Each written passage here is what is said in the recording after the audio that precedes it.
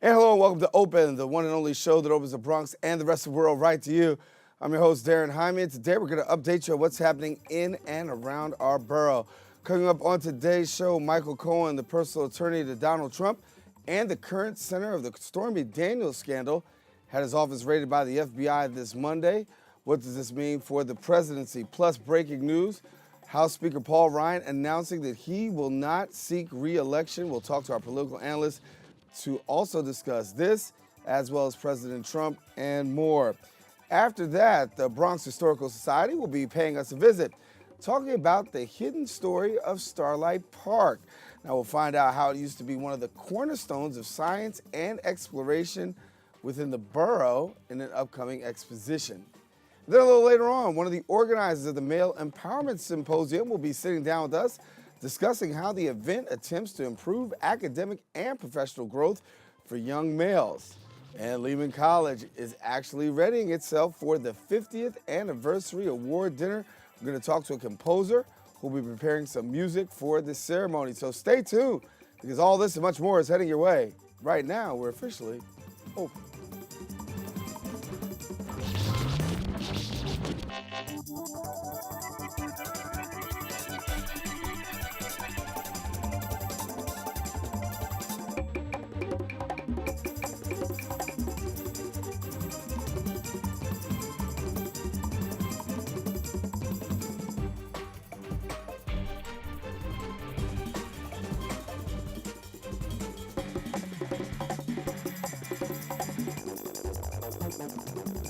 And hello, everyone. I'm your host, Daren Jaime, and today is Wednesday, April 11, 2018. You're watching Open, a live program that brings the Bronx and New York City straight to your TV set.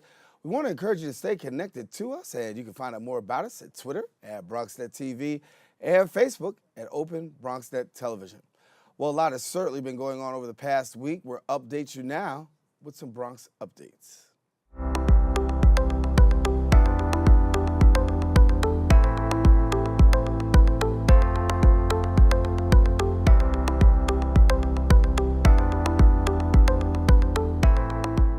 Police continue to investigate the suspicious death of a Bronx man who died in a fire on Monday.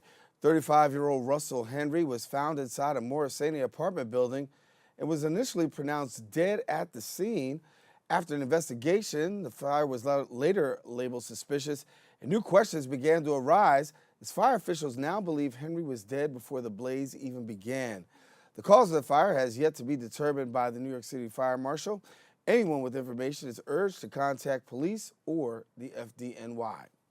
Well, the Bronx Book Festival is getting set to open its door for Bronxites plan to attending the Fordham events. It should be taking place, at Fordham Plaza on Saturday from 10 to 6. Now, it's going to include 3 adult panels, 3 panels for children and young adults, a picture book tent featuring 12 authors, and illustrators and publishing information tent. Organizers say the event is planned so children and adults can have access to books and firsthand experiences with authors, illustrators, and publishing industry professionals. In other news, the Bronx Brewery recruits local artists for our latest can designs kickoff return to the outdoor beer drinking season. By using cans designed by local Bronx artists, the brewery released a new series of beers called Up and Comers. As always, the party will feature all the things we love about the backyard great brews, vibes, food, and music. Now, the brewery also anticipates the opening day for its taste room and backyard from 3 to 11 on Saturday, April 21st. Well, a World War II veteran attends his first New York Yankees opening day game. Joseph Casaburi, a 96-year-old Purple Heart recipient who fought Nazis and watched Babe Ruth play, had never once gone to an opening day baseball game.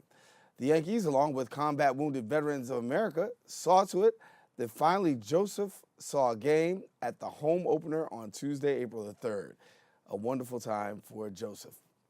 Well, in other news, the Bronx and Lafayette are 2 very similar areas in the cities of New York City and Paris, considered for a long time as dangerous areas. They're becoming very fashionable neighborhoods where artists and families now live. Matteo Pellegrinuzzi is a photographer, cinematographer. He's been living in Paris for the past 10 years. working between Paris and Italy on social issues. The exhibition is free and open to the public from 9 to 5. The event repeats every week on Tuesday, Wednesday, Thursday, Friday, and Saturday, all the way up until April 28th.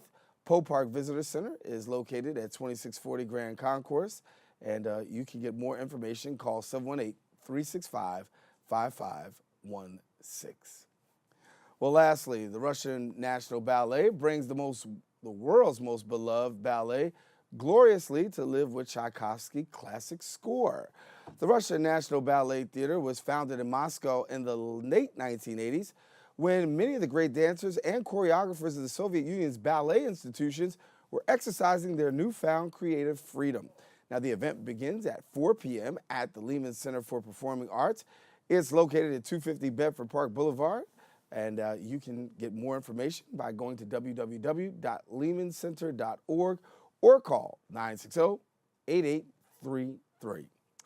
Well, we got to take a quick break, but when we come back, we'll be back with more open, including our political segment. Lee Bynes breaks down Paul Ryan's decision not to seek re-election. That's breaking news, and we'll have that right after this.